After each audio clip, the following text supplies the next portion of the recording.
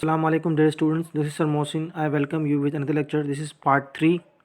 Last time I taught you till here to get them out of the way. Okay, so let's get started from here. Apart from shipping. So turn the page. Apart from fishing. Fishing them alive to be eaten. यहाँ पर ये कहा गया है कि जब वो जो जानवर थे उनके यानी कि भेड़ के जो गोश्त वो लाते थे, ठीक है, वो क्या करते थे, बरताने लाने से पहले पहले वो उसे फेंक दिया करते थे। वो बजाय कि बरताने उन्हें ज़िंदा पहुँचाते, वो मर जाते थे तो उन्हें मुर्दा जानवरों को फेंक देते थे पानी के अंदर, समंदर के अंदर। विच वॉज एब्जर्ड, जो कि क्या था, वो बेमायने था, नामाकूल चीज़ें थी। There was little that could be done with them, और उनसे सिर्फ थोड़ा बहुत जो है फ़ायदा वो उठाया जा सकता था, थोड़ा बहुत ही उनसे फ़ायदा था। वो क्या था? When their fleece had been shown, जब उनके जो ऊन के यानी कि जो उनका ऊन है, जो उनके बाल है भेड़ियों के, सिर्फ उन्हें जो है उधेड़ लिया जाता था, उन्हें निकाल लिया जाता था, बस वही थोड़ा बहुत फ़ायदा उनसे होता था उन रेफ्रिजरेटर वाले जहाज़ के आने से पहले। But refrigeration change all that, लेकिन इस रेफ्रिजरेशन के अमल ने पूरी सब चीज़ों को क्या कर दिया? तब्दील कर दिया। Meat could be frozen immediately after slaughter, जैसे ही गोश्त जो था वो उसे जो है फ्रोज़न कर लिया जाता था, जमा लिया जाता था फ़ौरन से, उसे ज़िबा करने के बाद जो जानवर ज़िबा करते फ़ौरन उसे फ्रोज़न कर लेते। Loaded on board a suitably equipped vessel and kept at a temperature below freezing point till it was unloaded in England.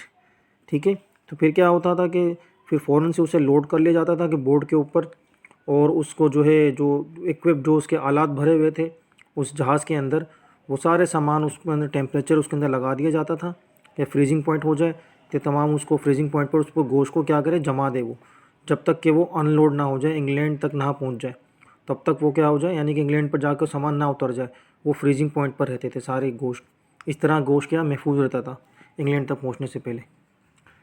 There was no DK, ठीक है, यहाँ पर कोई जो है कम नहीं होता था उसमें, उसके अंदर कोई कमी नहीं आती थी।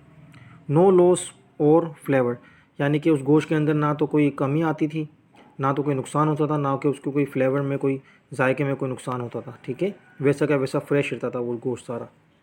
The discovery completely Altered New Zealand's economy, और इस ईजाद ने क्या कर दिया, न्यूजीलैंड की जो मईशत थी उसको मुकम्मल तौर पर तब्दील करके रख दिया। Gave a prosperity which few could have dreamed of. ठीक है, और वो क्या हुआ, खुशहाली लेकर आया ये चीज़ जो है न्यूजीलैंड में, जिससे क्या होता, कुछ लोग जो है इसका सिर्फ ख्वाब ही देख सकते थे, dreamed of, which has been maintained to this day, जो कि आज तक क्या है वो उसे मेंटेन कर लिया गया है। ठीक है, आज तक इस चीज़ को मेंटेन किया गया है न्यूजीलैंड में, since that first trip in 1882, और जब से पहला उनका सफ़र शुरू हुआ था जहाज़ का 1882 में। टुडे, और आज, there are 20 ship in New Zealand for each citizen, और आज जो है तकरीबन एक शख्स के लिए तकरीबन 20 जो है वो शिप मौजूद हैं, यानी कि भेड़ मौजूद हैं, दुम्बे मौजूद हैं एक सिटीज़न के लिए, यानी इतनी ज़्यादा उनके पास वाफिर मिकदार में है। But today there is no question of hurling them into the sea, लेकिन ऐसा कोई सवाल नहीं है कि अब उनको कोई ज़ाया किया जाए या उनको फेंक दिया जाए। हर्लिंग यानी कि फेंक देना, गिरा देना, कि अब उन गोश्त को उसको यानी कि दुम्बों को, जो भेड़ है उनको समंदर में फेंक दिया जाए, अब कोई ऐसा सवाल ही पैदा नहीं होता। दे आर फ्रोज़न, उनको जमा लिया जाता है, and shipped all over the world, और पूरी दुनिया में उनको जहाज़ों के ज़रिए पहुँचाया जाता है, पूरी दुनिया में।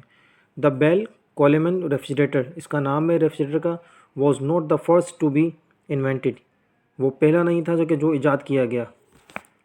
And the Dunedin was not quite the first ship to be fitted with one, और ये जो जहाज़ है, ये भी जो रेफ्रिजरेटर का जो अमल जो लगाई गई थी मशीनें, ये भी ऐसा पहला शिप नहीं था जिसको फिट किया गया था।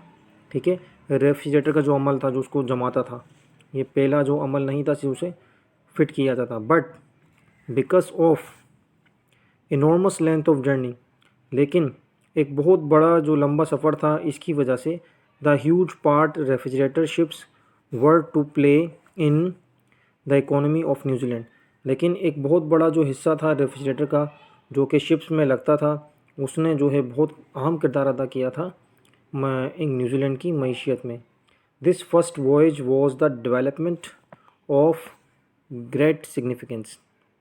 और यही एक जो पहला सफ़र था, बहरी सफ़र था, समुद्री सफ़र था, वो तरक्की का सफ़र था, जो कि बहुत बड़ी मायने ख़ेज़ है न्यूजीलैंड के लिए और पूरी दुनिया की मईशत के लिए भी, क्योंकि न्यूजीलैंड अब कारोबार करता है और आज वो खुशहाल मुल्क है। ठीक है, आज तक का लेक्चर इंशाल्लाह यही है। आपकी जो एक्सरसाइज है ये आप सॉल्व कीजिएगा, एक्सरसाइज A, B और C। आपसे नेक्स्ट लेक्चर में मिलेंगे। टिल देन अल्लाह हाफिज़, टेक केयर।